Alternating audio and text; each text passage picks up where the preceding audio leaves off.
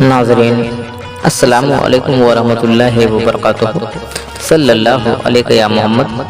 आँखों को बेदार कर दे वादा ए दीदार से, आँखों को बेदार कर दे वादा ए दीदार से, जिंदा कर दे दिल को सोजे जौहरे गुफ्तार से। जी हाँ नाज़रीन, सबसे पहले आप तमाम अजीज़ दोस्तों को और हमारे तमाम मुअज़्ज़ज़ बड़े और बुजुर्गों को और हमारे पर्दा नशीन माँ और बहनों को हमारा अदब से भरा सलाम कबूल हो, और बाद उसके हमारे गुलशन के तमाम चहकते और महकते हुए फूलों को, यानी तमाम छोटे छोटे प्यारे प्यारे नन्हे मुन्ने बच्चों को हमारा दुआ और प्यार हो। आइए तो अब हम पेश करते हैं तशव्वुफ़ की रोशनी में मोहम्मदी इस्लाम की हकीकत, वो इस्लाम जो तमाम आलम के लिए रहमत है। जी हाँ नाज़रीन, अब हम पेश करते हैं तशव्वुफ़ की रोशनी में इस्लाम की तारीख और दीन मोहम्मदी की हकीकत। मैं इस पेशकश को उम्मत मोहम्मदिया के उन अफराद के नाम मानून करता हूँ जो सही रहनुमाई और क़यादत से महरूम हैं और नामोनिहाद उलमा के दामो तरोज़ में गिरफ्तार हैं। जी हाँ नाज़रीन, इससे पहले जो बयान हकीकत आप हजरात पिछले एपिसोड में समाअत किए, उसी मौजू पर और आगे के वाक़यात और बयानात समाअत करें।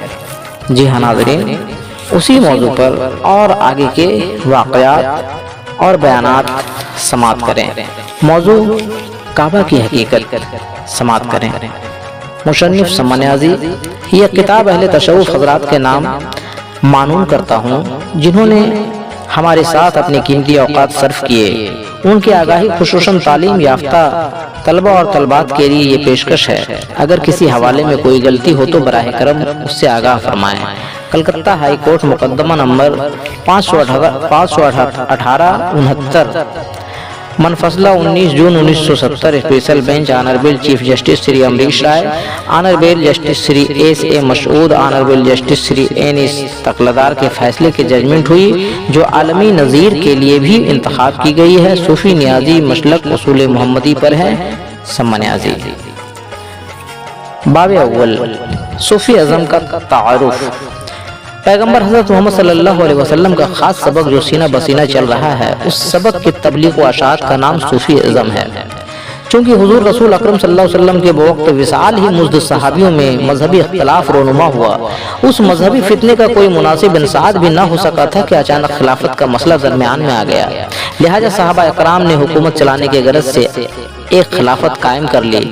खिलाफत के जेर असर शरीयत बनाई गई। चंद दिनों के बाद खिलाफत भी खत्म हो गई और उसी के पुष्ट पर हुकूमत कायम हुई। फिर जैसी जैसी हुकूमतें बनती गई, वैसी वैसी शरीयतें भी बनती गई। गर्जे के हुकूमत और शरीयत के रंग आमेजी से अरब की वो जहालत कदीम फिर वापस आ गई और मजहब के नाम से कत्ल खून का बाजार गर्म हो गया। चुनांचे हजरत इमाम हुसैन अलैहिस्सलाम के शहादत के बाद मोहम्मदी तहरीक सूफी मजहब से जाहिर हुई और उस शाही शरीयत के मुकाबिल सूफी तहरीक की भी असात होने लगी। सूफिया इकराम जहाँ भी पहुँचे उन्होंने इंसानों को दोस्ती और मोहब्बत का सबक सिखाया। लिहाजा सूफियों के ज़मरे में बहुत से लोग शामिल हो गए। अगले ज़मानों में किस्सा कहानियों के जरिए इंसानियत की दुरुस्ती का सबक दिया जाता था। कुछ दिनों के बाद तवारीखें मरतकब की गई। तवारीखों में रहनुमाओं के शुआना उम्री पर रोशनी डाली गई, मगर सूफियों ने अपना पहला मजहबी नस्बुल ऐन ये पेश किया कि मखलूक ही मज़हर खालिक है और इंसान अशरफुल मखलूकात है। इस फलसफे को हल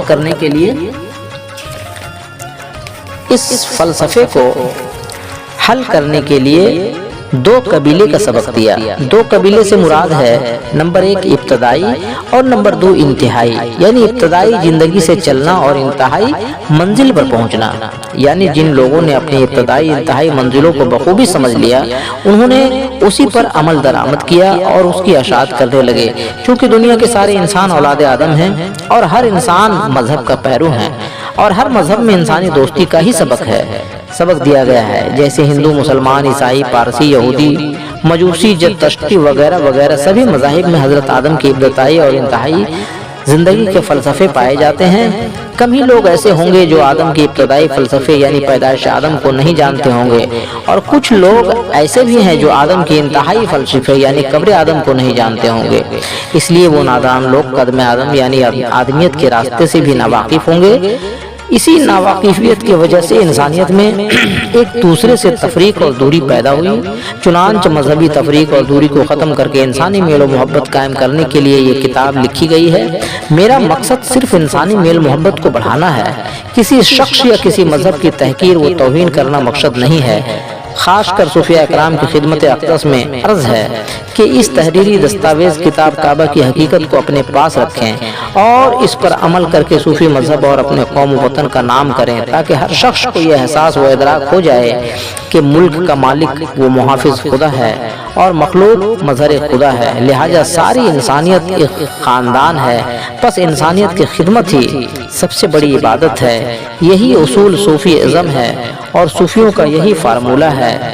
جی ہاں حضور سمن عزیز، جی ہاں ہم نیک و بد حضور کو سمجھائے جاتے ہیں، مانو نہ مانو آگے تمہیں اختیار ہے۔ جی ہاں ناظرین، اب ہمیں دیجیے اجازت، ہم پھر جلد ہی ملیں گے آپ سے تصوف کی روشنی میں لے کر محمدی اسلام کی حقیقت۔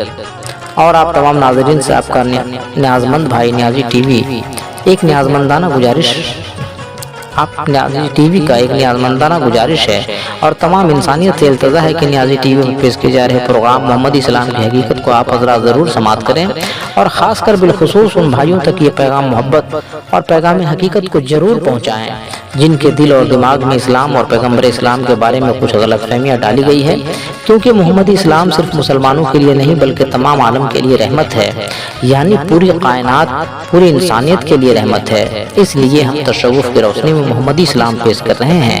ہمارا مقصد اور منشا صرف یہ ہے کہ محمدی روشنی سے زمانہ روشن ہو جائے، حق اور باطل کو زمانہ جان لے اور ہمارے آقا و مولا کی توہین نہ کی جائے، ان کی شان اقدس میں گستاخی نہ کی جائے۔ جی ہاں ناظرین، اگر آپ حسینیت اور محمدیت کو پسند کرتے ہیں تو آپ ہمارے اس محمدی پیغام کو تمام انسانیت میں زیادہ سے زیادہ شیئر کریں اور ہمارا حوصلہ افزائی اور ہمارے اور تمام عالم کی آخرت کے بھلائی کے لیے ہمارے اس پیشکش کو، ہمارے نیک کوششوں کو اور اس محمدی پیغام کو، اور آپ اپنے اس محمدی چینل نیازی ٹی وی کو زیادہ سے زیادہ لائک، کمنٹ اور سبسکرائب کریں۔ ہاں تو ناظرین، ہم پھر ملیں گے اگلے ایپیسوڈ میں محمدی روشنی لے کر، تب تک کے لیے آپ تمام عزیزوں کو اللہ حافظ، آداب، صلی اللہ علیہ یا محمد۔